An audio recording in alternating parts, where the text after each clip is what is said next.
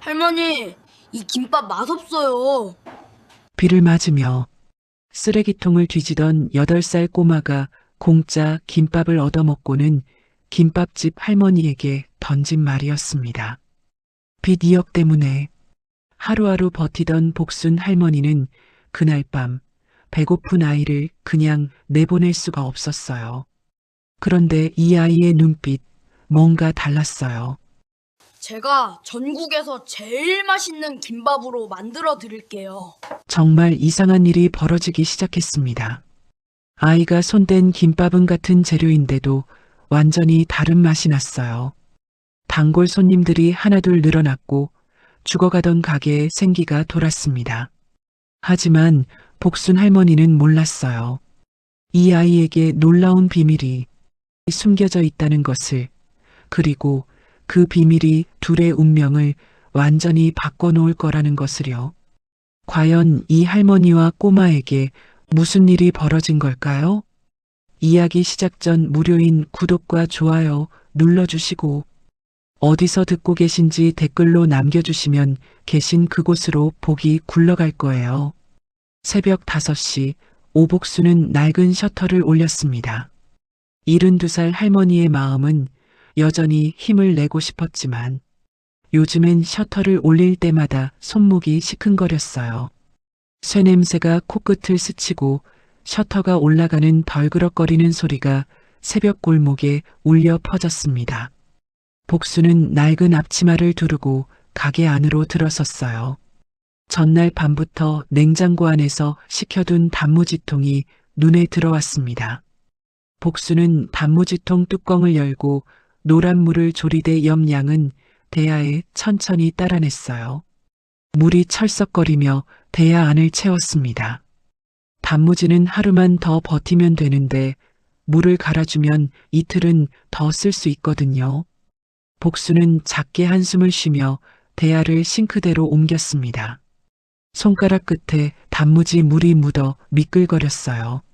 냉장고 문을 열자 전기요금 체납 고지서가 바람에 펄럭이며 바닥으로 떨어졌습니다. 복수는 허리를 굽혀 그걸 주워들었어요. 빨간 글씨로 찍힌 금액이 눈에 확 들어왔습니다. 복수는 고지서를 접어 앞치마 주머니 깊숙이 밀어 넣었어요. 올해 들어서만 3번째였습니다. 아침부터 휴대폰이 윙윙거리며 진동했습니다. 복수는 냉장고에서 시금치 한 단을 꺼내다 말고 휴대폰 화면을 내려다보았어요. 모르는 번호였습니다. 복수는 잠시 머뭇거리다가 통화 버튼을 눌렀어요. 네, 여보세요. 오복순 씨 맞으시죠? 이번 달 이자라도 입금해 주셔야 하는데요. 전화기 너머로 차갑고 날카로운 목소리가 흘러나왔습니다. 복수는 입술을 꾹 깨물었어요. 다음 주까지 꼭 넣어드릴게요. 죄송합니다. 복순의 목소리는 작고 떨렸습니다. 그때 가게 문이 딸그락 열리며 찬 공기가 밀려 들어왔어요. 복수는 황급히 목소리를 바꾸고 억지로 환하게 웃으며 전화를 끊었습니다. 어서 오세요. 김밥집 할머니 사정이 힘들다는 걸 알고 일부러 팔아주러 오는 이웃 상인 아주머니 둘이 들어왔습니다. 한 명은 장바구니를 들고 한 명은 손을 호호 불며 말이죠. 할머니, 김밥 2줄만 싸주세요. 복수는 조리대 앞에 섰습니다. 김한장을 펴고 밥을 주걱으로 떠서 얇게 올렸어요. 밥이 아직 따뜻했습니다. 기미로 하얀 김이 피어올랐어요. 복수는 익숙한 손놀림으로 재료를 하나씩 올렸습니다. 단무지, 우엉, 시금치, 계란. 하나도 남김없이 딱 필요한 만큼만 올렸어요. 재료값이 올라서 밥풀 한 톨도 아까운 요즘이었거든요. 할머니, 아드님 사업은 괜찮으세요? 시장 상인 한 명이 물었습니다. 복수는 김밥 많은 손을 멈추지 않고 시선만 살짝 들었어요. 뭐, 그럭저럭 하고 있죠. 복수는 얼버무렸습니다. 목소리에 힘이 없었어요. 요즘 사업하는 사람들 다 어렵다던데 힘내세요. 복수는 계산대 밑에 숨겨둔 통장을 더 깊숙이 밀어 넣었어요. 통장 표지가 손가락 사이에서 구겨졌습니다. 그 안에는 잔액이 거의 남아있지 않았어요. 해가 지고 장사를 마친 뒤 복수는 힘겹게 뒷정리를 시작했습니다. 젖은 행주를 짜서 조리대를 닦아냈어요. 새벽부터 저녁까지 쉬지 않고 일했는데도 하루 매출은 고작 5만 원이 안 됐습니다. 복수는 계산대 서랍을 열고 동전과 지폐를 세었어요. 손가락 끝이 차가웠습니다. 저녁부터 빗줄기가 굵어지기 시작했습니다. 빗방울이 가게 유리창을 두드리며 흘러내렸어요. 복수는 가게 문을 닫으려다가 밖에서 들리는 소리에 멈칫했습니다. 덜커덕 가게 앞 쓰레기통이 흔들리는 소리였어요. 복수는 우산을 들고 밖으로 나갔습니다. 찬 빗줄기가 우산을 세차게 때렸어요. 비에 흠뻑 젖은 꼬마 하나가 쓰레기통 앞에 쪼그려 앉아 있었습니다. 아이는 버린 김밥 조각을 뒤적이며 손에 묻은 밥풀을 먹고 있었어요. 젖은 머리카락이 이마에 찰싹 붙어 있었습니다. 복수는 가슴이 철렁했어요. 그거 먹지 말고 들어와. 복수는 아이를 불렀습니다. 아이는 고개를 들어 복순을 보았어요. 눈빛이 경계하듯 날카로웠습니다. 복수는 손짓으로 안으로 들어오라고 했어요. 아이는 잠시 망설이다가 천천히 일어났습니다. 복수는 아이를 가게 안으로 데려왔습니다. 수건을 건네주고 몸을 닦게 했어요. 아이는 말없이 수건으로 얼굴을 문질렀습니다. 물이 뚝뚝 떨어져 바닥에 웅덩이를 만들었어요. 복수는 방금 만든 김밥 한 줄과 계란국 한 그릇을 아이에게 주었습니다. 김밥에서 따뜻한 김이 모락모락 피어올랐어요. 아이는 말없이 허겁지겁 먹기 시작했습니다. 밥풀이 입가에 묻어도 닦을 생각조차 안 했어요. 숟가락을 쥔 손이 떨렸습니다. 복수는 조용히 물을 한 잔 따라 옆에 놓아주었습니다. 아이는 김밥 한 줄을 다 비우고 나서야 고개를 들었어요. 입술에 밥풀이 붙어 있었습니다. 그러더니 고개를 갸웃하며 말했어요. 할머니, 이 김밥 맛없어요. 복수는 멈칫하며 젓가락을 내려놓았습니다. 손에 쥔 젓가락이 도마 위에서 툭 소리를 냈어요. 그런데 아이는 눈을 반짝이며 이어서 덧붙였습니다. 근데 제가 전국에서 제일 맛있게 만들어 드릴 수 있어요. 복수는 아이 얼굴을 다시 보았습니다. 8살쯤 되어 보이는 꼬마가 비에 젖은 머리를 털며 진지한 눈으로 자기를 바라보고 있었어요. 아이의 눈동자는 또렷했습니다. 너 도대체 누구니? 복순이 물었습니다. 아이는 대답 대신 입꼬리를 살짝 올리며 의미심장하게 웃었어요. 빗소리만 가게 유리창을 두드렸습니다. 냉장고 돌아가는 소리가 낮게 울렸어요. 복수는 아이를 보며 아들의 어릴 적 모습이 떠올라 왠지 가슴 한편이 먹먹해지는 걸 느꼈습니다. 오늘은 비도 오고 밤이 깊었으니 여기서 자고 내일 얘기하자 복수는 아이를 재워주었어요. 다음 날 아침 복수는 도연에게 따뜻한 김밥 한 줄을 싸주었습니다. 깨끗한 비닐에 정성스럽게 담아 두 손으로 건네며 말했어요. 가면서 이거 먹고 어서 집에 가거라. 도연은 김밥을 두 손으로 받아들었습니다. 따뜻한 온기가 손바닥에 전해졌어요. 그런데 아이는 쉽게 문 밖으로 나가지 못했습니다. 문고리를 잡았다가 놓고 다시 잡았다가 놓기를 반복했어요. 복수는 뒷정리를 하는 척하며 도연을 힐끗 보았습니다. 왜 안 가니? 도연은 김밥을 꼭 쥔 채 머뭇거렸습니다. 한참을 그렇게 서 있다가 작게 입을 열었어요. 갈 데가 없어요. 복수는 행주로 닦던 손을 멈추고 아이를 돌아보았습니다. 도연은 고개를 숙인 채 계속 말했어요. 며칠만 재워주시면 설거지든 청소든 뭐든 할게요. 밥도 안 먹어도 돼요. 목소리가 점점 작아졌습니다. 복수는 한숨을 길게 내쉬었어요. 자기도 먹고 살기 힘든데 남의 아이까지 돌볼 형편이 아니었습니다. 그런데 아이를 그냥 내보낼 수가 없었어요. 복수는 창고방 문을 열며 말했습니다. 딱 며칠만이다. 도연은 고개를 들어 복순을 보았습니다. 눈가가 빨개져 있었어요. 복수는 낡은 이불 한 채를 꺼내 도연에게 건넸습니다. 이불에서 오래된 세제 냄새가 났어요. 고맙습니다. 도연이 작게 말했습니다. 복수는 대답 대신 아이 머리를 한번 쓰다듬고 방을 나왔어요. 그날 점심 장사가 끝나고 복수는 도연 앞에서 낡은 장부를 펼쳤습니다. 장부 표지는 손때로 반질반질했고 모서리는 해져서 삐죽삐죽 튀어나와 있었어요. 복순이 장부를 넘기는 소리가 조용한 가게 안에 바스락거렸습니다. 그러다 한 페이지에서 복순의 손이 멈칫했어요. 복순 명의로 잡힌 대출 원리금 내역이 빼곡하게 적혀 있었거든요. 빨간 펜으로 긋고 지우고 다시 쓴 흔적이 가득했습니다.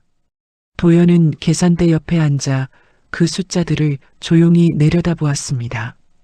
아이의 눈동자가 천천히 움직이며 한 줄 한 줄 따라갔어요.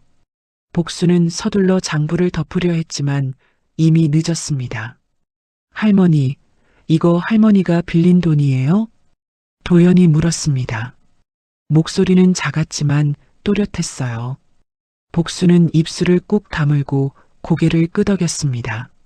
손가락으로 장부 모서리를 만지작거렸어요. 사실 복수는 돈을 빌린 게 아니었습니다. 석 달 전 아들 박준석이 가게로 찾아왔을 때가 떠올랐어요. 준석은 깔끔한 셔츠를 입고 밝은 표정으로 들어섰습니다. 엄마 이름만 잠깐 빌리겠다고 큰 사업을 벌일 거니까 신분증과 도장만 맡겨달라고 했어요. 복수는 아들을 믿었습니다. 그런데 준석이 벌인 퓨전 분식 사업은 석 달 만에 망했고 남은 건 어머니 명의로 잡힌 빚 2억 뿐이었어요. 복수는 그날 이후 준석에게 전화를 걸어도 받지 않는다는 걸 알았습니다. 가끔 문자만 왔어요. 엄마가 좀 버텨달라고, 나중에 꼭 갚겠다고요. 복수는 휴대폰을 들여다볼 때마다 가슴이 무너져 내리는 것 같았습니다. 그때 가게 문이 벌컥 열렸습니다.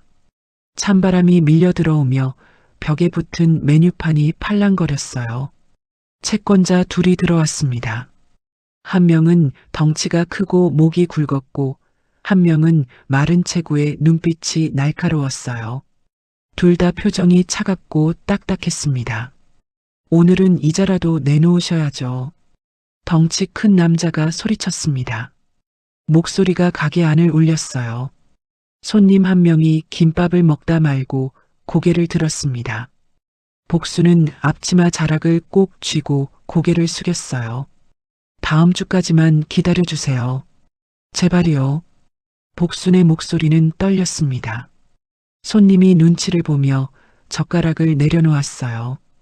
다음 주 하다가 언제까지 끌 겁니까? 아줌마 가게 재료값이나 나오겠어요? 마른 남자가 냉장고 쪽으로 성큼성큼 걸어갔습니다. 냉장고 문을 벌컥 열어 안을 들여다보며 비웃었어요. 그러더니 시금치 한 단, 당근 몇 개, 계란 한 판을 꺼내 바닥거 던져버렸습니다. 이것 가지고 빚을 갚겠다고요? 웃기지 마세요. 복수는 아무 말도 못하고 가만히 서 있었습니다. 채권자들이 나가고 나서 복수는 바닥에 떨어진 당근과 시금치를 주워 담았습니다. 무릎을 꿇고 앉아 하나하나 집어 올렸어요. 손이 떨렸습니다. 당근이 손가락 사이로 미끄러져 다시 바닥에 떨어졌어요. 복수는 그걸 다시 주었습니다. 그러다 끝내 눈물이 뚝 떨어졌어요. 무릎을 꿇고 앉아 한참을 울었습니다. 어깨가 작게 들썩였어요. 도연은 복순 곁에 조용히 앉아 있었습니다. 아이는 말없이 바닥에 떨어진 시금치 한 단을 집어들었어요. 그러다 계산대 밑에서 대출 서류를 꺼내보더니 말했습니다. 이건 할머니가 벌어도 끝이 안 나는 돈이에요. 복수는 고개를 들어 도연을 보았습니다. 눈가가 빨갛게 부어 있었어요. 8살짜리 꼬마가 어떤 삶을 살았길래 이런 표정과 이런 말을 할 수 있는지 궁금했습니다. 그날 밤 복수는 창고방 문을 닫고 휴대폰을 꺼냈습니다. 손가락으로 준석 이름을 한참 들여다보다가 통화 버튼을 눌렀어요. 한참 벨소리가 울렸습니다. 복수는 휴대폰을 귀에 바짝 붙이고 기다렸어요. 긴 신호음 끝에 준석이 받았습니다. 엄마, 지금 좀 바빠. 목소리가 귀찮다는 듯 느껴졌습니다. 준석아, 채권자들이 또 왔어. 이자라도 내야 한다는데 어떻게 하니? 엄마가 좀 버텨. 내가 곧 해결할게. 그 말만 남기고 전화가 뚝 끊겼습니다. 복수는 휴대폰을 손에 쥔 채 한참 멍하니 앉아 있었어요. 그 시각 가게에서 2블록 떨어진 골목 어귀에 검은색 승용차 한 대가 서 있었습니다. 차 안에서 남자 하나가 복순 가게 간판을 올려다보고 있었어요. 문태성이었습니다. 깔끔한 정장 차림에 손목시계가 가로등 불빛을 받아 반짝였어요. 문태성은 창문 너머로 어둑한 가게 안을 한참 바라보았습니다. 그러다 차에서 내려 시장 상인 한 명에게 천천히 다가갔어요. 저 집 장사 어떻습니까? 문태성이 물었습니다. 목소리는 부드러웠지만 차갑게 가라앉아 있었어요. 요즘 좀 힘들어 보이던데요. 빚이 있다는 소문도 있고요. 상인이 고개를 끄덕이며 대답했습니다. 저 집만 빠지면 이 골목은 금방 정리되겠네요. 문태성은 그렇게 말하고는 입꼬리를 살짝 올렸습니다. 은근히 웃는 얼굴이었어요. 상인은 영문도 모른 채 고개만 끄덕였습니다. 문태성은 차에 올라타 천천히 골목을 빠져나갔어요. 100m 너머로 복순 가게 간판이 점점 작아졌습니다. 복순은 아직도 어둑한 가게 안에서 창밖을 바라보고 있었습니다. 냉장고 돌아가는 소리만 낮게 울렸어요. 며칠이 지났습니다. 복수는 도연을 내보내지 못했어요. 아이는 말없이 설거지를 했고 새벽에 일어나 가게 앞을 쓸었습니다. 복순이 뭐라 하기 전에 먼저 움직였어요. 어느 날 아침 복순은 도연에게 김밥 한 줄을 싸주며 말했습니다. 오늘은 이거 먹고 학교라도 알아보러 가야겠다. 도연은 김밥을 받아들고 가만히 있었습니다. 그러다 조심스럽게 물었어요. 할머니, 제가 이 김밥 한번 만들어 봐도 돼요? 복수는 멈칫했습니다. 도연은 첫날 밤에도 김밥 맛이 없다고 했던 아이였어요. 해보거라. 복수는 조리대를 비켜주었습니다. 도연은 냉장고에서 재료를 꺼내기 시작했어요. 밥을 퍼서 넓은 쟁반에 펴놓더니 주걱으로 천천히 뒤적였습니다. 밥이 너무 뜨거우면 김이 눅눅해져요. 이렇게 식혀야 돼요. 복수는 팔짱을 끼고 지켜보았습니다. 도연은 단무지를 키친타월로 한 번 더 눌러 물기를 뺐어요. 우엉은 간장 양념에 한 번 더 버무렸습니다. 우엉은 단맛이 먼저 나고 짠맛이 나중에 와야 해요. 복수는 고개를 갸웃했습니다.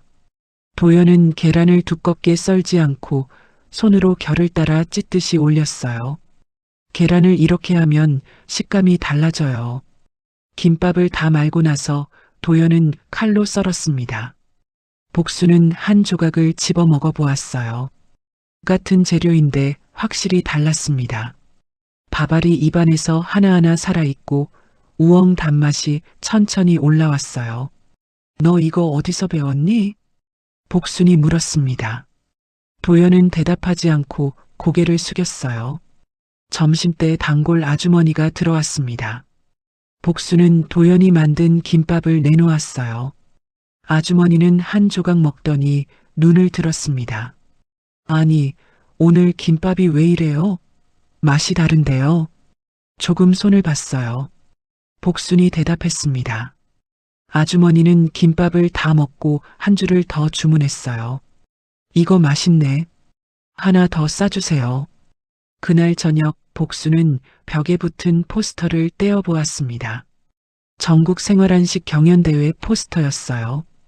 한 달 전에 시장에서 받아 그냥 붙여둔 거였습니다. 도연이 옆에 와서 포스터를 보았습니다. 할머니, 이거 나가볼래요? 복수는 고개를 저었습니다. 우리 같은 데가 무슨 대회를 나가. 김밥도 요리해요. 잘하면 상 받을 수 있어요. 복수는 말없이 포스터를 다시 벽에 붙였습니다. 그런데 그날 밤 계산대 앞에 앉아 장부를 보다가 생각이 달라졌어요. 빚은 계속 불어나고 있었습니다. 이자만 내고 있으니 원금은 줄지 않았어요. 이대로 가면 가게를 접어야 할지도 몰랐습니다. 복수는 포스터를 다시 보았습니다. 대상 상금 500만 원이라고 적혀 있었어요. 복수는 서랍에서 신청서를 꺼내 천천히 작성하기 시작했습니다. 다음 날 아침, 도연은 복순이 작성해둔 신청서를 보았습니다. 할머니, 진짜 나가요? 해보자. 안 되면 말고. 복수는 담담하게 말했습니다. 도연은 신청서를 보며 고개를 끄덕였어요. 그날부터 둘은 새벽마다 연습을 시작했습니다. 밥 온도를 재고 우엉 간장량을 조절하고 계란 지단 두께를 맞췄어요. 도연은 복순에게 하나하나 알려주었습니다. 할머니, 참기름은 맨 마지막에 넣어야 해요. 김은 이렇게 살짝만 구워야 바삭해요. 복순은 도연이 시키는 대로 따라했습니다. 처음엔 서툴렀지만 점점 손에 익었어요. 일주일쯤 지나자 단골 손님들이 하나둘 늘기 시작했습니다. 시장 상인들도 김밥 맛이 달라졌다고 말했어요. 요즘 장사 잘 되는 거 아니에요? 복수는 웃으며 고개를 저었습니다. 그래도 하루 매출이 조금씩 올라가고 있었어요. 그날 저녁 복수는 도연과 마주 앉아 계란국을 먹었습니다. 도연이 손본 국이었어요.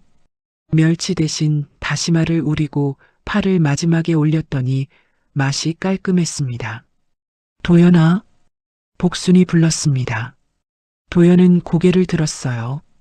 너 정말 어디서 이런 걸 배웠니? 도연은 잠시 망설이다가 입을 열었습니다. 할머니한테 배웠어요. 친할머니요. 복수는 더 묻지 않았습니다. 아이 목소리가 조용히 가라앉아 있었거든요. 대회 신청을 하고 나서 복순과 도연은 매일 새벽 연습을 했습니다. 장사 전에 1시간, 장사 끝나고 1시간씩 김밥을 말았어요. 밥 온도를 재고 우엉 간장 양을 조절하고 계란 두께를 맞췄습니다. 도연은 복순에게 하나씩 알려주었어요.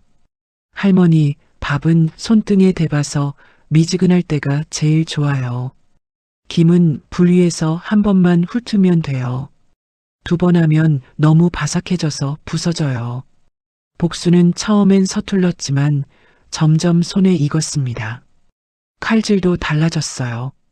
김밥을 썰 때 칼을 앞뒤로 움직이지 않고 한 번에 눌러 내려가니 단면이 깔끔했습니다. 2주일쯤 지나자 단골 손님이 늘기 시작했습니다. 전에 한 번 먹고 안 오던 손님들도 다시 찾아왔어요. 사장님, 김밥 맛이 예전이랑 다른데요? 손님 입맛에 맞게 조금 바꿨어요. 복수는 웃으며 김밥을 싸주었습니다. 하루 매출이 조금씩 올라갔어요. 10만 원이던 게 15만 원이 되고 20만 원까지 올라가는 날도 생겼습니다. 그런데 문제는 그때부터였습니다. 어느 날 점심때 깔끔한 옷차림의 젊은 남자가 가게에 들어왔습니다. 김밥 한 줄을 주문하고 자리에 앉아 먹었어요. 그런데 먹는 내내 휴대폰으로 가게 안을 찍었습니다. 조리대도 찍고 재료통도 찍고 심지어 복순이 김밥 많은 모습까지 찍었어요. 복순은 이상하다 싶었지만 손님한테 뭐라 할 수도 없었습니다. 남자가 나가고 나서 복수는 조리대를 정리했습니다. 그런데 양념통 위치가 달라져 있었어요. 단무지통이 원래 왼쪽에 있었는데 오른쪽으로 옮겨져 있었습니다. 시금치 바구니도 자리가 바뀌어 있었어요. 누가 만졌나? 복수는 고개를 갸웃했습니다. 다음 날도 비슷한 일이 있었습니다. 낯선 손님이 와서 김밥을 먹고 갔는데 복순이 잠깐 화장실 간 사이에 냉장고 문이 열려 있었어요. 도연이 그걸 발견했습니다. 할머니, 누가 냉장고를 열었어요. 복수는 불안해지기 시작했습니다. 그러던 어느 날 저녁 양복 입은 남자가 가게에 들어왔습니다. 문태성이었어요. 복수는 처음 보는 얼굴이었지만 왠지 경계심이 들었습니다. 어서 오세요. 김밥 한 줄 주세요. 문태성은 자리에 앉아 김밥을 먹었습니다. 천천히 씹으며 맛을 음미하듯 먹었어요. 다 먹고 나서 계산을 하며 말했습니다. 김밥 맛이 좋네요. 비법이 있으세요? 그냥 정성껏 만들 뿐이에요. 복수는 짧게 대답했습니다. 문태성은 명함을 꺼내 조리대 위에 놓았어요. 저는 이 근처에서 분식 체인점을 운영합니다. 사장님 김밥 비법을 저희 가게에 적용하면 어떨까 해서요. 좋은 조건으로 제안 드릴 수 있습니다. 복수는 명함을 보지도 않고 고개를 저었습니다. 저는 그냥 제 가게나 하렵니다. 문태성은 웃으며 일어섰습니다. 그런데 나가면서 던진 말이 복순 귀에 꽂혔어요. 잘 생각해 보세요. 빚도 있으시던데 도움이 될 겁니다. 복수는 등골이 서늘해졌습니다. 저 사람이 어떻게 자기 사정을 아는 걸까요?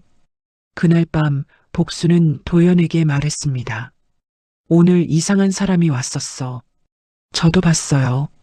저 사람 며칠 전에도 왔었어요. 도연이 말했습니다. 복수는 불안했지만 별 수 없었어요. 대회 준비는 계속해야 했습니다. 며칠 뒤 복수는 시장에 재료를 사러 갔습니다. 채소가게 박씨 아주머니가 복순을 보고 말했어요. 사장님, 요즘 장사 잘 된다며요? 맞은편에 새로 생긴 분식 체인점 주인이 물어보던데요. 복수는 가슴이 철렁했습니다. 뭐라고 물어보던가요? 김밥 비법이 뭐냐고, 장사는 얼마나 되냐고. 나는 모른다고 했어요. 복수는 고맙다고 인사하고 재료를 샀습니다. 가게로 돌아오는 길에 문태성 체인점 앞을 지나갔어요. 유리창 너머로 문태성이 보였습니다. 문태성은 복순을 보고 가볍게 손을 들어 인사했어요. 복수는 고개를 돌리고 빨리 걸었습니다. 가게에 돌아와 보니 대회 참가 신청서가 사라져 있었습니다. 복수는 서랍을 뒤졌어요. 어디에도 없었습니다. 도연아, 신청서 봤니? 아니요, 저는 못 봤어요. 둘은 가게 안을 뒤졌습니다. 결국 찾지 못했어요. 복수는 주저앉았습니다. 어떡하지? 마감이 내일까지인데. 도연은 복순을 보다가 말했습니다. 할머니, 시청에 가서 다시 받아올게요. 복사본도 되잖아요. 둘은 시청까지 뛰어갔습니다. 마감 1시간 전에 겨우 복사본을 받아 접수했어요. 복수는 숨이 차서 한참을 헐떡였습니다. 그날 저녁 시장 상인들 사이에서 소문이 돌았습니다. 복순네가 대회 나간다며? 빚도 못 갚는데 무슨 대회를 나가? 복수는 그 말을 들었지만 모른 척했습니다. 도연은 복순 옆에 앉아 말했어요. 할머니, 신경 쓰지 마세요. 복수는 고개를 끄덕였습니다. 그런데 가슴 한편이 답답했어요. 예선을 일주일 앞두고 복순과 도연은 마지막 연습에 들어갔습니다. 매일 새벽 4시에 일어나 육수를 우리고 김밥을 말았어요. 손이 부르트고 허리가 아팠지만 멈출 수 없었습니다. 그런데 예선 전날 밤 이상한 일이 벌어졌습니다. 복수는 저녁 장사를 마치고 뒷문을 잠갔습니다. 그런데 새벽 2시쯤 가게 뒤에서 소리가 났어요. 복수는 잠결에 일어나 뒷문을 열어봤습니다. 아무도 없었어요. 그런데 주방으로 들어가 보니 육수통 뚜껑이 열려 있었습니다. 복수는 이상하다 싶어 국자로 떠서 맛을 봤어요. 짜기만 하고 감칠맛이 하나도 없었습니다. 누군가 소금을 쏟아 넣은 거였어요. 복수는 한숨을 쉬었습니다. 예선이 내일인데 육수를 새로 우릴 시간이 없었어요. 복수는 도연을 깨웠습니다. 도연아, 일어나야겠다. 둘은 밤새 육수를 다시 우렸습니다. 멸치와 다시마를 넣고 약한 불에 천천히 끓였어요. 새벽 5시가 되어서야 겨우 육수가 완성됐습니다. 이제 됐어요, 할머니. 도연이 말했습니다. 복수는 지쳐서 조리대에 팔을 괴고 앉았어요. 예선 당일 아침, 복수는 일찍 일어나 재료를 챙겼습니다. 그런데 가게 문을 나서려는데 문태성 체인점 시식 차량이 복순네 가게 바로 앞에 서 있었어요. 오늘 시식 행사합니다. 김밥 한 줄 1,000원. 직원들이 큰 소리로 외쳤습니다. 손님들이 하나둘 모여들었어요. 복순네 가게 앞을 지나가던 사람들까지 시식 차량 쪽으로 갔습니다. 문태성은 차 옆에 서서 지나가는 손님들에게 말했습니다. 요즘은 위생이 제일 중요하잖아요. 체인점은 본사에서 관리하니까 안심하고 드실 수 있어요. 그러고는 복순네 가게 쪽을 힐끗 보며 말을 이었어요. 개인 가게는 한번 찝찝하면 다시 안 가게 되잖아요. 손님들은 그런 거 제일 예민하니까요. 복수는 참았습니다. 도연이 복순 손을 잡았어요. 할머니 가요. 둘은 시장을 빠져나왔습니다. 예선장에 도착하니 참가자들이 이미 준비를 하고 있었습니다. 복수는 번호표를 받고 자리로 갔어요. 15번이었습니다. 대기실에서 도연이 물을 떠왔습니다. 복수는 물을 한 모금 마시고 심호흡을 했어요. 긴장하지 마세요, 할머니. 응, 괜찮다. 그런데 심사 순서를 기다리는 동안 도연이 갑자기 배를 움켜쥐었습니다. 할머니, 배가 아파요. 복수는 놀라서 도연을 붙잡았습니다. 어디 아프니? 화장실 갈래? 도연은 고개를 저었습니다. 얼굴이 하얗게 질려 있었어요. 괜찮아요. 조금만 쉬면 돼요. 복수는 진행요원을 불러 의무실로 데려가 달라고 했습니다. 도연은 끌려가면서도 복순에게 손짓했어요. 할머니, 혼자라도 해요. 할 수 있어요. 복수는 도연이 사라지는 걸 보고 다시 조리대 앞에 섰습니다. 손이 떨렸어요. 15번 차례가 됐습니다. 복수는 조리대에 재료를 올렸습니다. 밥을 식히고 김을 구워 펴고 재료를 준비했어요. 도연이 알려준 대로 하나씩 했습니다. 우엉은 단맛이 먼저 나게 양념하고 계란은 결대로 찢어 올렸어요. 밥 온도를 손등으로 재고 참기름은 맨 마지막에 넣었습니다. 김밥을 다 말고 칼로 썰었습니다. 단면이 깔끔했어요. 복수는 계란국도 완성했습니다. 다시마 우린 물에 파를 마지막에 올렸어요. 심사위원들이 맛을 봤습니다.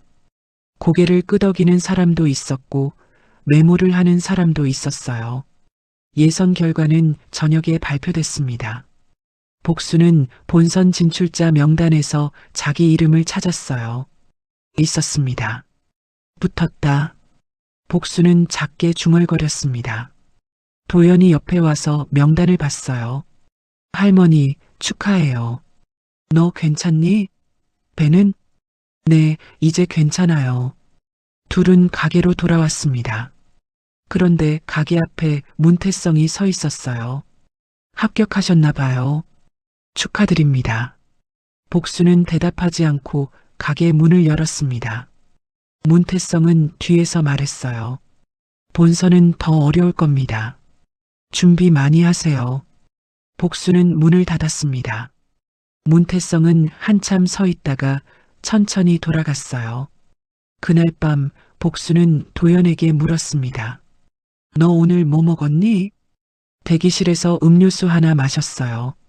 누가 줬어? 도연은 잠시 생각하다가 말했습니다.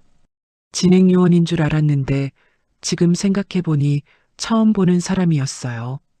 복수는 아무 말도 하지 않았습니다. 하지만 짐작이 갔어요. 복수는 창밖을 봤습니다.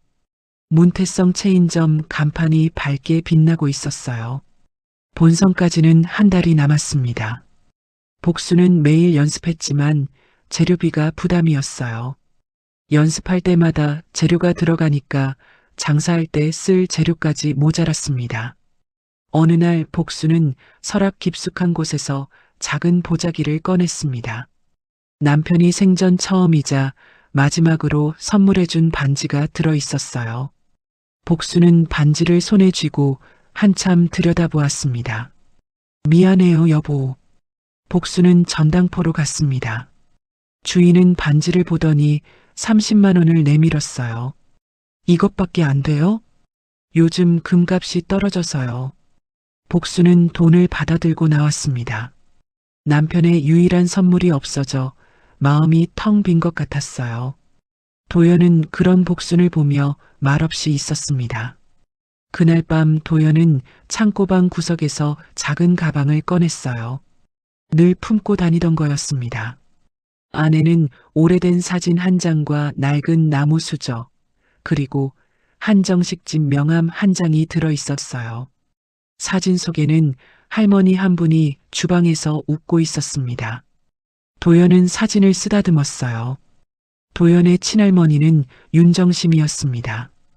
한식명인으로 유명했던 분이에요. 윤정심은 도연을 늘 주방 곁에 두고 요리를 보여줬습니다. 도연아, 음식은 마음으로 만드는 거야. 윤정심은 도연에게 여러 재료를 다루는 법, 요리의 기본, 한식명인만의 비법김밥 많은 법을 가르쳐줬어요. 도연은 어린 나이에도 할머니 손을 보며 자연스럽게 배웠습니다. 그 한정식집에는 문태성이라는 직원이 있었습니다. 설거지를 하고 청소를 하는 젊은 남자였어요. 문태성은 주방을 기웃거리며 윤정심이 요리하는 걸 지켜봤습니다. 어느 날 윤정심의 요리 비법 노트가 사라졌습니다. 그리고 문태성도 사라졌어요. 윤정심은 나중에 방송에서 문태성을 봤습니다. 자기 요리를 자기가 개발한 것처럼 소개하고 있었어요. 윤정심은 방송국으로 찾아갔습니다. 문태성을 만나 따졌어요. 문태성은 처음엔 발뺌하다가 계단 앞에서 윤정심을 밀쳤습니다. 윤정심은 계단 아래로 굴러떨어졌습니다. 크게 다쳤어요. 병원에 실려갔지만 회복하지 못했습니다. 도연은 그때 7살이었습니다. 부모님은 일찍 돌아가셨고 할머니가 전부였어요. 할머니마저 잃고 나서 도연은 보육시설로 보내졌습니다. 시설은 힘들었습니다. 도연은 갖은 구박과 배고픔에 견디다 못해 도망쳐 나왔어요. 그리고 비 오는 날 복순네 김밥 가게 앞 쓰레기통에서 밥을 주워 먹다 복수는 만난 것이었습니다. 도연은 할머니 사진을 다시 가방에 소중히 넣었습니다. 복순한테 말해야 할지 고민했어요. 하지만 말하면 문태성 때문에 복순이 더 힘들어질 것 같았습니다. 며칠 뒤 복순은 건물주한테 전화를 받았습니다. 사장님, 다음 달부터 월세 올려야겠어요. 얼마나요? 지금 50만 원 시세에 안 맞게 너무 작아요. 요새 김밥집 장사도 예전보다 잘 된다던데 100만 원은 주셔야죠. 복수는 말문이 막혔습니다. 못 내시겠다면 나가주세요. 복수는 전화를 끊고 주저앉았습니다. 월세를 2배로 올리면 장사해봐야 남는 게 없었어요. 도연은 복순 옆에 앉았습니다. 할머니, 저 때문에 더 힘들어지신 것 같아요. 무슨 소리야? 도연은 고개를 숙였습니다. 제가 오기 전에는 장사는 계속 할 수 있었잖아요. 복수는 도연 어깨를 붙잡았습니다. 내 잘못 하나도 없어. 하지만 이제부터는 내가 너 혼자 안 둔다. 복수는 도연을 꼭 안았습니다. 도연은 복순 품에서 작게 흐느꼈어요. 그날 밤 복수는 잠을 못 잤습니다. 빚도 있고 월세도 올랐고 대회 준비는 해야 하고 앞이 캄캄했어요. 복수는 일어나 조리대 앞에 섰습니다. 김밥을 한 줄 말았어요. 도연이 알려준 대로 천천히 말았습니다. 김밥을 다 말고 나서 복수는 한 조각 먹어봤습니다. 맛이 달라져 있었어요. 예전보다 훨씬 나았습니다. 해볼 만하다. 복수는 작게 중얼거렸습니다. 다음 날 아침 복수는 도연을 깨웠습니다. 도연아, 일어나. 네, 할머니. 우리 대회 나가서 꼭 이기자. 그래야 이 가게 지킬 수 있어. 도연은 고개를 끄덕였습니다. 복수는 도연 머리를 쓰다듬었어요. 너 혼자 아니야. 우리 둘이잖아. 도연은 복순을 보며 작게 웃었습니다. 그날부터 둘은 더 열심히 연습했습니다. 새벽 3시에 일어나 연습하고 밤 11시까지 연습했어요. 힘들었지만 포기하지 않았습니다. 복수는 장부를 보며 빚을 계산했습니다. 대회에서 상금을 타면 이자는 낼 수 있었어요. 월세도 버틸 수 있었습니다. 할 수 있어. 복수는 스스로에게 말했습니다. 본선까지 2주일이 남았습니다. 복순과 도연은 매일 연습했어요. 그런데 도연은 자꾸 문태성 체인점이 마음에 걸렸습니다. 어느 날 저녁 도연은 혼자 체인점 앞까지 갔습니다. 유리창 너머로 안을 들여다봤어요. 벽에 걸린 장식이 눈에 들어왔습니다. 전통 문양이었습니다. 도연은 그 문양을 알고 있었어요. 윤정심 한정식집 상호에 쓰였던 문양이었습니다. 도연은 가슴이 두근거렸습니다. 체인점 한쪽에는 방송 출연 사진이 걸려 있었어요. 문태성이 요리하는 모습이었습니다. 사진 옆에도 똑같은 문양이 있었어요. 도연은 집으로 돌아와 창고방에서 다시 자신의 가방을 꺼냈습니다. 그리고 할머니 윤정심 한정식의 명함을 살펴봤어요. 거기에도 같은 문양이 그려져 있었습니다. 도연은 복순을 찾아갔습니다. 복순은 조리대를 닦고 있었어요. 할머니, 왜 그래? 도연은 망설이다가 사진과 명함을 내밀었습니다. 할머니, 이거 좀 봐주세요. 복수는 사진을 받아들었습니다. 윤정심이 주방에서 웃고 있는 사진이었어요. 이분이 누구니? 제 친할머니예요. 윤정심이라고 하세요. 복수는 이름을 듣고 눈을 크게 떴습니다. 윤정심? 그 유명한 한식 명인? 네. 복수는 놀라서 도연을 보았습니다. 젊은 시절 복수는 TV에서 윤정심을 자주 봤어요. 요리 프로그램에 나와서 한식을 알려주던 분이었습니다. 내가 그분 손자였구나. 도연은 고개를 끄덕였습니다. 그리고 천천히 말했어요. 할머니가 돌아가신 건 문태성 때문이에요. 복수는 자리에 앉았습니다.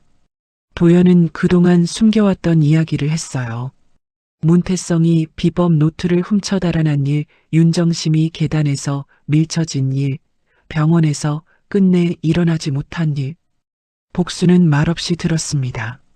할머니한테 배운 건 기술이 아니라 요리를 음식 재료를 사랑하고 이해하는 마음이었어요. 재료의 본연의 맛을 살리는 원리 그리고 재료를 하나로 어우러지게 하는 법을 저희 할머니 옆에서 놀면서 보고 저절로 익힌 거예요. 도연의 목소리가 떨렸습니다. 문태성이 제가 윤정심 손자라는 걸 알면 어떻게 될까봐 무서워요. 할머니 가게까지 위험해질까 봐요. 복수는 도연을 보았습니다. 아이는 혼자 이 무거운 걸 짊어지고 있었던 거예요. 도연아. 복수는 도연 손을 잡았습니다. 이젠 혼자가 아니야. 우리 둘이잖아. 내가 너의 옆에 있을 거야. 도연은 고개를 숙였습니다. 눈물이 뚝 떨어졌어요. 복수는 처음으로 분명하게 깨달았습니다. 이번 대회는 단순히 빚을 갚기 위한 게 아니었어요. 도연을 위해서도 끝을 봐야 했습니다. 도연아, 우리 제대로 해보자. 내 할머니 이름도 지키고 우리 가게도 지키자. 도연은 고개를 들어 복순을 보았습니다. 할 수 있을까요? 해야지. 안 하면 저 사람 계속 저러고 살잖아. 복수는 단단한 목소리로 말했습니다. 그런데 며칠 뒤 건물주가 가게로 찾아왔습니다. 사장님, 죄송한데 이번 달 안에 가게 비워주셔야겠어요. 왜요? 월세 올린다고 하셨잖아요. 다른 분이 권리금까지 주시겠대요. 저도 사정이 있어서요. 복수는 건물주를 보았습니다. 누가 그러던가요? 건물주는 대답하지 않았습니다. 복수는 짐작이 갔어요. 알겠습니다. 생각 좀 해볼게요. 건물주가 나가고 나서 복수는 주저앉았습니다. 이제 정말 갈 곳이 없었어요. 도연은 복순 앞에 고개를 푹 숙였습니다. 할머니, 제가 있어서 자꾸 이런 일이 생기는 것 같아요. 제가 다시 보육시설로 돌아갈게요. 복수는 도연 어깨를 붙잡았습니다. 너 또 그 소리 하니? 내가 뭐라고 했어. 하지만 저 때문에. 내 잘못 아니야. 나쁜 건 저 사람들이지. 복수는 도연을 똑바로 보았습니다. 우리 대회 나가서 이기자. 그게 제일 확실한 방법이야. 도연은 눈물을 닦으며 고개를 끄덕였습니다. 그날 밤 복수는 대회 출전 서류를 다시 꺼내 보았습니다. 마지막 서명을 하고 봉투에 넣었어요. 도연은 윤정심 사진을 조용히 접어 앞치마 안쪽에 넣었습니다. 할머니, 이번엔 제가 할머니 이름 지킬게요.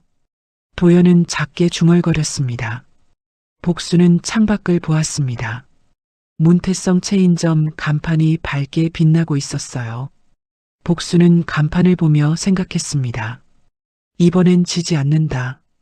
다음 날부터 복순과 도연은 더 집중해서 연습했습니다. 김밥 한 줄 한 줄을 정성스럽게 말았어요. 계란국간도 여러 번 맞춰봤습니다. 시장 상인들은 복순네를 보며 수군거렸습니다. 저러다 망하는 거 아니야? 대회 나간다고 빚이 없어지나? 복수는 그런 말들을 들으면서도 흔들리지 않았습니다.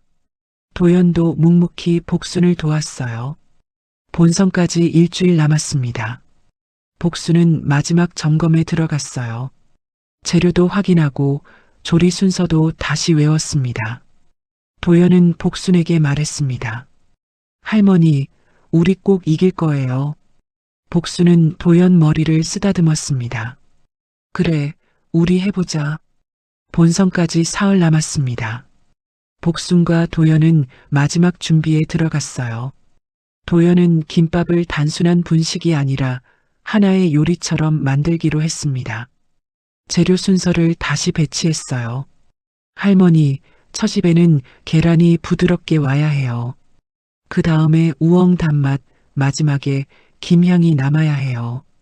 복수는 도연이 시키는 대로 따라했습니다. 김밥을 썰어서 먹어보니 확실히 달랐어요. 한 입 한 입 먹을 때마다 맛이 달라졌습니다. 계란국도 손봤습니다. 단순히 곁들이는 국이 아니라 김밥 다음에 입안을 정리해주는 역할로 만들었어요. 맑고 깔끔하게 끓였습니다. 복수는 칼질 연습을 반복했습니다. 김밥을 썰 때 힘 조절이 중요했어요. 너무 세게 누르면 밥이 뭉개지고 약하면 모양이 안 났습니다. 도연은 복순 손을 잡고 힘을 조금씩 바로잡아줬어요. 이 정도 힘이면 돼요, 할머니. 맞은편 채소가게 박씨 아주머니가 시금치 한 단을 들고 왔습니다. 사장님, 이거 쓰세요. 오늘 아침에 들어온 거예요. 돈은요? 돈 걱정은 마요. 대회 끝날 때까지 채소는 내가 책임져요. 계란가게 노인도 계란 한 판을 가져왔습니다. 이런 거로 주저앉으면 안 돼요. 우리 동네 자존심이잖아요. 계란은 대회 준비하면서 얼마든지 가져다가 써요. 복수는 고맙다고 인사했습니다. 눈시울이 뜨거워졌어요. 도연은 예전 윤정심 한정식집에서 일하던 주방 이모를 찾아가기로 했습니다. 복순이 함께 갔어요. 주방 이모는 작은 식당을 하고 있었습니다. 도연을 보고 깜짝 놀랐어요. 도연이? 내가 어떻게 여기를? 도연은 그동안 있었던 일을 간단히 말했습니다. 주방 이모는 복순을 보며 고개를 숙였어요. 좋은 분을 만났구나. 주방 이모는 안으로 들어가더니 봉투 하나를 꺼내왔습니다. 이거 내 할머니 거야. 사장님한테 나한테 하나씩 가르쳐 주시면서 적어주신 거야. 그때 일레가 다 봤어. 문태성이 노트 들고 나가는 것도, 내 할머니가 계단에서 넘어지신 것도. 주방 이모 목소리가 떨렸습니다. 미안해. 그때 내가 나섰어야 했는데. 도연은 고개를 저었습니다. 아니에요. 이모 잘못 아니에요. 복수는 메모를 보았습니다. 윤정심의 요리법이 적혀 있었어요. 문태성이 지금 쓰는 방법과 똑같았습니다. 이거 증거로 쓸 수 있겠어요. 복순이 말했습니다. 주방 이모는 고개를 끄덕였어요. 필요하면 내가 증언할게. 이젠 바로 잡아야지. 복순과 도연은 자료를 받아 가게로 돌아왔습니다. 도연은 윤정심 사진을 꺼내 자료와 함께 봉투에 넣었어요. 할머니, 본선 방송에서 이거 모두 말할 거예요. 그래, 그래야지. 복수는 도연 어깨를 토닥였습니다. 그날 밤 복수는 잠을 설쳤습니다. 내일 모레면 본선이었어요. 긴장됐지만 두렵지는 않았습니다. 새벽 4시에 일어나 조리대를 닦았습니다. 재료를 하나씩 확인했어요. 밥, 김, 계란, 우엉, 시금치, 단무지 다 있었습니다. 도연도 일어나 복순을 도왔습니다. 할머니, 긴장돼요? 응, 조금. 너는? 저도요. 근데 할 수 있을 것 같아요. 둘은 마지막 연습을 했습니다. 김밥 5줄을 말았어요. 계란국도 끓였습니다. 맛을 보니 괜찮았습니다. 이 정도면 되겠다. 복순이 말했습니다. 도연은 고개를 끄덕였어요. 본선 전날 밤 복순은 윤정심 사진을 한참 들여다보았습니다. 선생님, 도연이 잘 키울게요. 그리고 선생님 이름도 지킬게요. 복순은 사진을 조심스럽게 봉투에 넣었습니다. 도연은 창고방에서 나무 수저를 꺼내 보았습니다. 윤정심이 요리할 때 쓰던 수저였어요. 할머니, 이번엔 제가 할머니 이름 지킬게요. 도연은 수저를 품에 넣었습니다. 본선 당일 아침, 복순과 도연은 일찍 일어났습니다. 재료를 챙기고 가방을 꾸렸어요. 시장을 나서는데 채소가게 박씨 아주머니가 손을 흔들었습니다. 화이팅! 계란가게 노인도 엄지를 치켜 세웠어요. 복수는 눈물이 날 것 같았지만 참았습니다. 도연 손을 잡고 걸었어요. 도연아, 우리 최선을 다하자. 네, 할머니. 둘은 본선장으로 향했습니다. 본선장은 사람들로 붐볐습니다. 참가자들은 각자 조리대를 확인하고 재료를 정리했어요. 복순과 도연은 7번 자리로 갔습니다. 복순은 가방에서 재료를 꺼냈습니다. 그런데 핵심 재료가 든 상자가 보이지 않았어요. 우엉과 특별히 준비한 양념이 들어있던 상자였습니다. 도연아, 상자 못 봤니? 분명히 챙겼는데요. 둘은 가방을 뒤졌습니다. 없었어요. 진행요원이 다가왔습니다. 참가자님, 곧 시작합니다. 준비 안 되시면 실격 처리될 수 있어요. 복수는 당황했습니다. 그때 옆 조리대에서 문태성이 보였어요. 문태성은 여유롭게 재료를 정리하며 복순 쪽을 힐끗 봤습니다. 도연은 복순에게 말했습니다. 할머니, 제가 찾아볼게요. 조금만 기다려요. 도연은 뒤편 창고 쪽으로 뛰어갔습니다. 참가자 대기실 근처를 살펴보다가 창고 뒤편에서 수상한 사람을 봤어요. 복순내 재료 상자를 들고 있었습니다. 저기요. 도연이 소리쳤습니다. 그 사람은 놀라서 상자를 떨어뜨리고는 황급히 도망갔어요. 도연은 상자를 들고 진행요원을 불렀습니다. 이거 저 사람이 일부러 훔친 거예요. 진행요원들이 왔습니다. 상황을 확인하고 문태성을 불렀어요. 이게 무슨 일입니까? 문태성은 모른다고 잡아댔습니다. 저는 아무것도 모릅니다. 누가 장난친 거 아닙니까? 진행요원들은 CCTV를 확인하기로 했습니다. 도연은 상자를 들고 복순에게 돌아갔어요. 할머니 찾았어요. 복순은 상자를 받아들었습니다. 손이 떨렸어요. 시간이 얼마 남지 않았습니다. 도연아, 우리 시작하자. 복순은 재료를 빠르게 정리했습니다. 밥을 식히고 김을 펴고 재료를 올렸어요. 도연이 옆에서 도왔습니다. 심사가 시작됐습니다. 복순은 침착하게 김밥을 말았어요. 첫 입에 계란이 오도록 재료를 배치하고 우엉 단맛이 그 다음 오도록 했습니다. 참기름은 맨 마지막에 넣었어요. 김밥을 다 말고 칼로 썰었습니다. 단면이 깔끔하게 나왔어요. 복순은 계란국도 완성했습니다. 다시마 우린 물에 파를 마지막에 올렸습니다. 그 사이 도연은 준비해온 봉투를 꺼냈습니다. 윤정심 사진과 주방 이모가 준 자료가 들어 있었어요. 도연은 진행요원에게 봉투를 건넸습니다. 이거 심사위원님들께 전해주세요. 진행요원은 봉투를 받아 심사위원석으로 가져갔습니다. 심사위원 중 나이 든 분이 봉투를 열어봤어요. 윤정심 사진을 보고 자리에서 일어났습니다. 이게 윤정심 선생님 아닙니까? 다른 심사위원들도 자료를 봤습니다. 윤정심 친필 메모와 요리법이 적혀 있었어요. 도연은 앞으로 나가 말했습니다. 저는 윤정심 명인의 손자입니다. 문태성 씨가 제 할머니 비법을 훔쳐갔습니다. 현장이 술렁거렸습니다. 기자들이 카메라를 들었어요.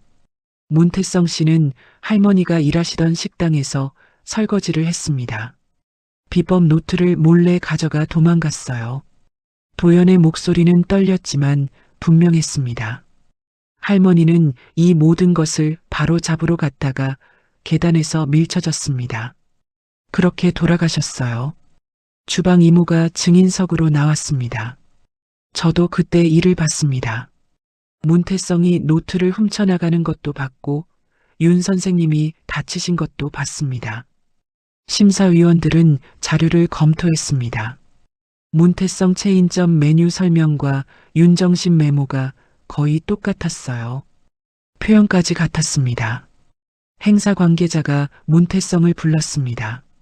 이것에 대해 해명하시겠습니까? 문태성은 말을 더듬었습니다. 그건 제가 기자들이 몰려들었습니다. 문태성은 얼굴이 하얗게 질렸어요. 재료를 숨긴 것도 확인됐습니다. CCTV에 다 찍혔어요. 진행요원이 말했습니다.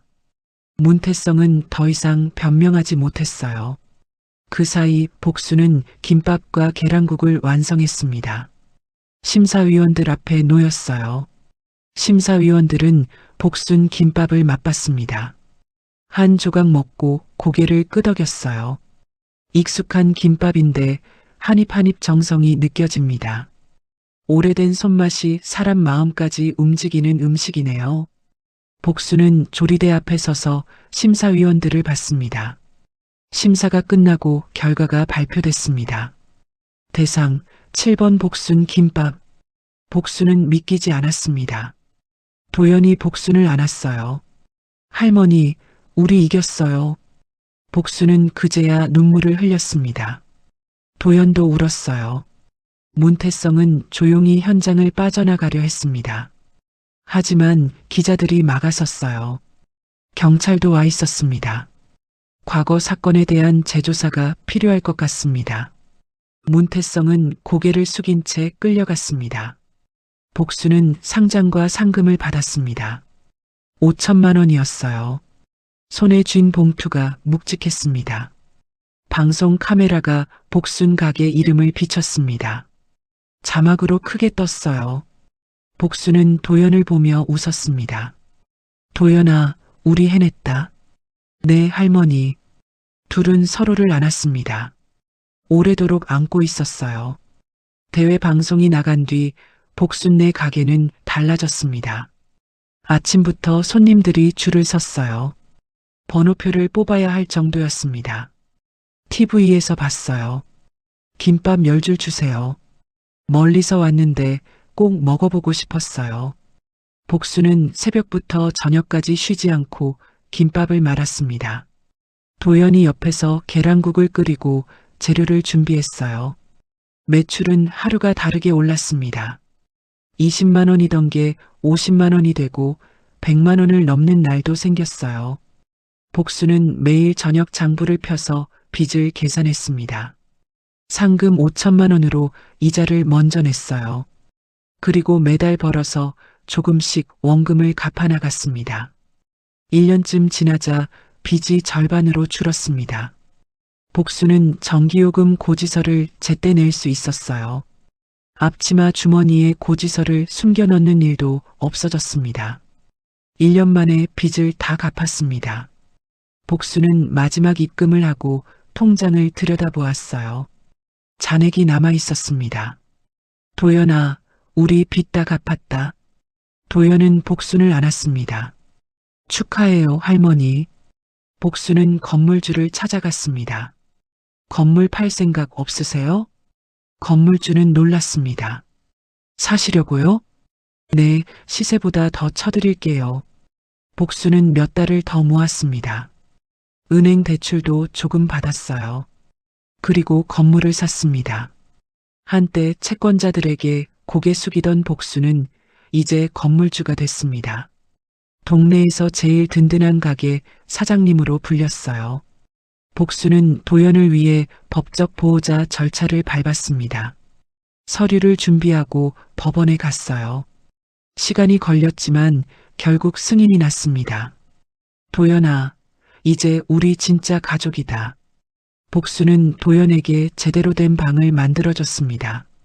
창고방이 아니라 햇볕 잘 드는 방이었어요. 책상도 사주고 학교 준비물도 챙겨줬습니다. 도연은 학교를 다니면서도 새벽마다 가게에 나왔습니다. 밥 시키는 시간을 재고 우엉조리는 불을 확인했어요. 할머니, 오늘은 우엉이 조금 더 달아요. 그래, 내가 어제 조청을 좀 더 넣었나 보다. 둘은 나란히 조리대 앞에 서서 김밥을 말았습니다. 가게 한쪽 벽에는 윤정심 사진이 걸렸습니다. 주방에서 웃고 있는 사진이었어요. 그 아래에는 복순과 도연이 함께 찍은 사진이 놓였습니다. 대회에서 상을 받던 날 찍은 사진이었어요. 복순의 아들 준석은 뒤늦게 가게에 찾아왔습니다. 엄마, 미안해. 복수는 바로 용서하지 않았습니다. 미안하다고? 네가 엄마한테 한 짓이 어떤 건지 알아? 준석은 고개를 숙였습니다. 알아. 정말 잘못했어. 복수는 한숨을 쉬었습니다. 설거지부터 해. 밑에서부터 다시 배워. 준석은 매일 가게에 나와 설거지를 했습니다. 복수는 준석을 보며 생각했어요. 쉽게 용서할 수는 없었지만 그래도 아들이었습니다. 어느 날 복수는 도연에게 말했습니다. 가족이란 게 참 어렵다. 피를 나눴다고 다 가족이 아니더라. 도연은 복순을 보았습니다. 끝까지 지켜준 사람이 진짜 가족이죠? 맞죠, 할머니? 복수는 눈시울을 붉히며 고개를 끄덕였습니다. 비 오는 날이면 복수는 늘 계란국을 한 솥 더 끓였습니다. 혹시 또 배고픈 아이가 올까 봐서였어요. 할머니, 왜 비 오는 날만 국을 더 끓여요? 너처럼 비 맞고 배고픈 아이가 또 올지 모르잖아. 도연은 웃었습니다. 어느 저녁 장사를 마친 뒤 복수는 도연에게 김밥 한 줄을 내밀었습니다. 가장 예쁘게 싼 김밥이었어요. 도연아, 이거 먹어봐. 도연은 김밥을 한 조각 먹었습니다. 할머니, 맛있어요. 내가 처음 왔을 때 내 김밥이 맛없다고 했잖아. 그때는 정말 맛없었어요. 둘은 웃었습니다. 도연은 김밥을 다 먹고 말했습니다. 할머니, 이제 오늘은 배가 안 고플까 걱정 안 해서 좋아요. 편안하게 안길 곳이 생겨서 좋아요. 그게 제일 좋아요. 복수는 도연 머리를 쓰다듬었습니다. 나도 그래. 내가 내 인생 바꿨어. 이제 넌 내 은인이란다. 도연은 복순을 안았습니다. 복순도 도연을 꼭 안았어요. 밤이 깊어갔습니다. 복순은 가게 불을 껐습니다. 어둑한 가게 안에서 냉장고 불빛만 희미하게 빛났어요. 복순과 도연은 나란히 집으로 올라갔습니다. 계단을 오르는 발소리가 조용히 울렸어요. 다음날 새벽 복순은 다시 셔터를 올렸습니다. 도연도 일어나 앞치마를 둘렀어요. 할머니, 오늘도 김밥 많이 팔릴 것 같아요. 둘은 조리대 앞에 나란히 섰습니다. 밥을 식히고 김을 펴고 재료를 준비했어요. 아침 햇살이 가게 안으로 들어왔습니다. 김밥 향과 계란국 김이 퍼져나갔어요. 복순과 도연의 하루가 시작됐습니다. 평범하지만 따뜻한 하루였어요. 가게 간판이 아침 햇살을 받아 빛났습니다. 복순네 김밥.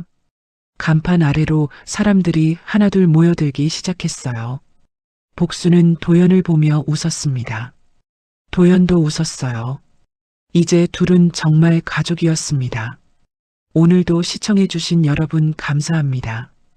오늘 이야기는 비오는 밤 쓰레기통 앞에서 우연히 마주친 72살 할머니와 8살 꼬마의 인연으로 시작되었어요. 빚에 짓눌려 힘겨운 나날을 보내던 복순 할머니는 배고픈 아이를 외면하지 않았고 그 작은 선택이 두 사람의 인생을 완전히 바꿔놓았죠.